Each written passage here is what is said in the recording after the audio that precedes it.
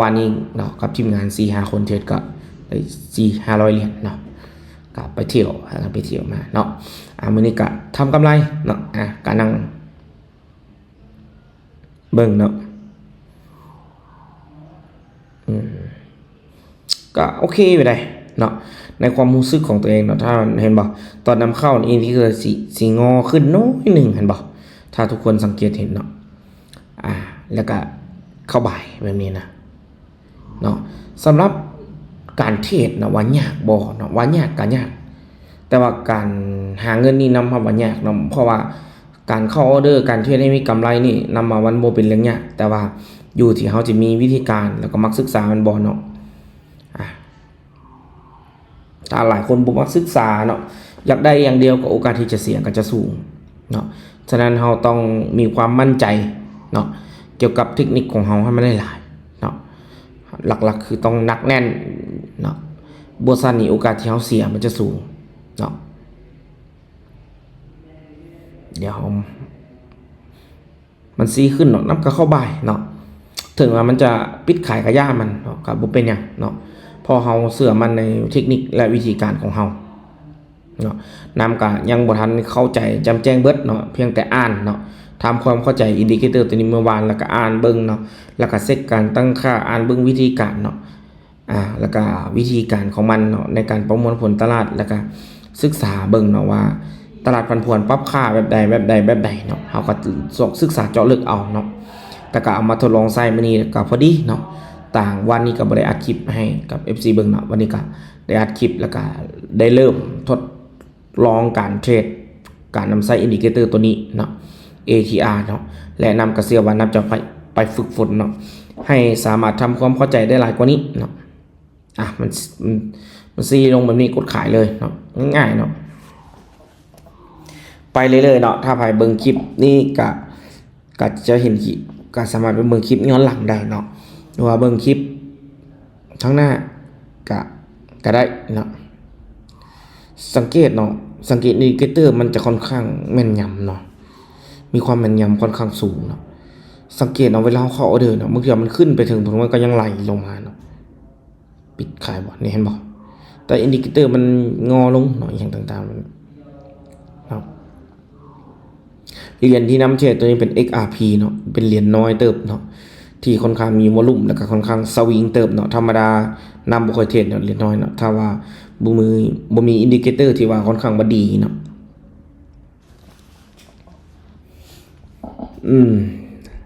เบิ่งดูคันมาซีลงวันนี้ก็คือสิบ่มุมขายนะทุกคนเนาะ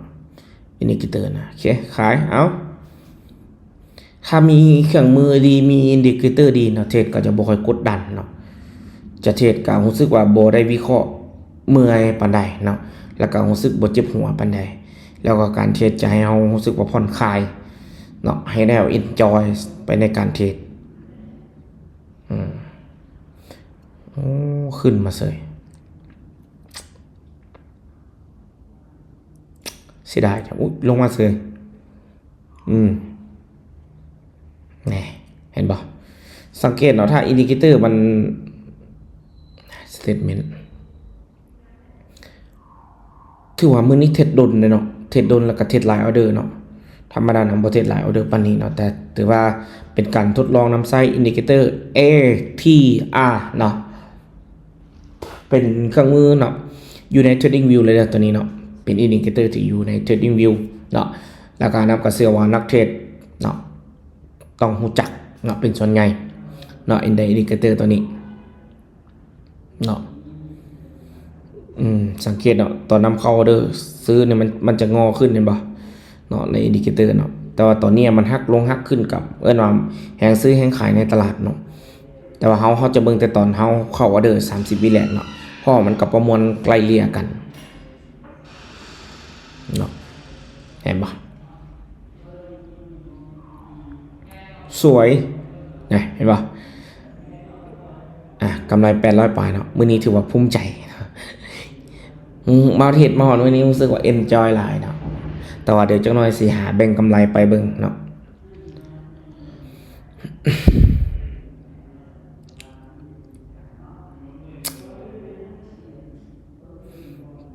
รู้สึกว่าน่าจะงามเนาะสี่ลงงามๆกงลงงามๆมันขายเลย ถ้าได้กะวัดสิยึดนะเดือนนี้ก็น่าจะพอใจแล้วแหละเนาะถ้าได้กะสิยึดเนาะแต่คิดว่าตลาดนี้ถ้าลุดโซนลงมานี่ก็น่าจะหนักแล้วแหละเนาะหัวเงาแล้วแหละตลาดนี้น่าจะเปลี่ยนโซนเลยแหละเนาะเหรียญน้อยได้ยังได้สิถ้าไหลก็จะไหลลายถ้าขึ้นก็จะขึ้นแหงเนาะสังเกตเฮาเทรดเมื่อกี้อยู่กล้องพี่เนาะเห็นบ่เนาะ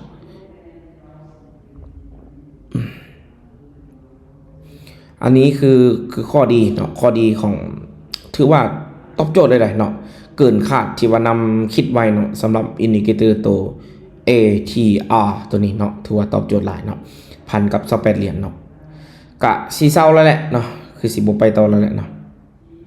เอาอีซิมีจักไม่ว่าตลาดยังสามารถทำกำไรได้นี่เนาะถ้าไปกะ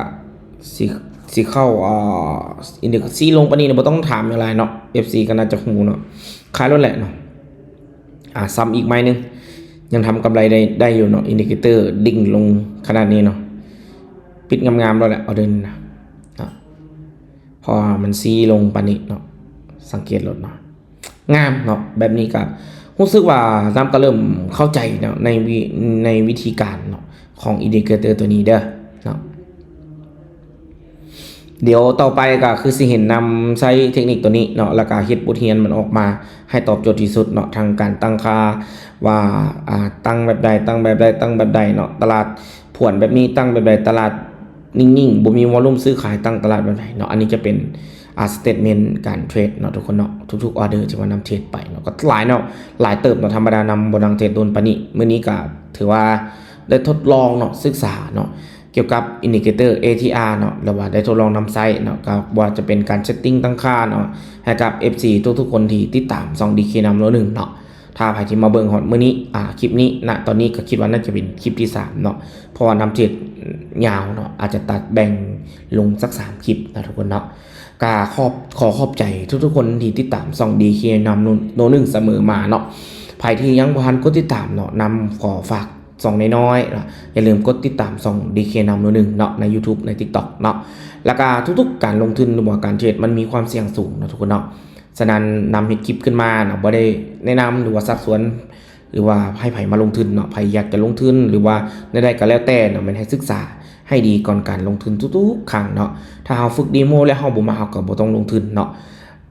การเทรดก็มีหลายรูปแบบเนาะจะเป็นสปอต binary future เนาะการไผที่มักถนัดอันใดก็ไปศึกษาตัวนั้นแล้วก็ไปลองทดลองตัวนั้นเนาะสำหรับคลิปนี้ขอขอบใจ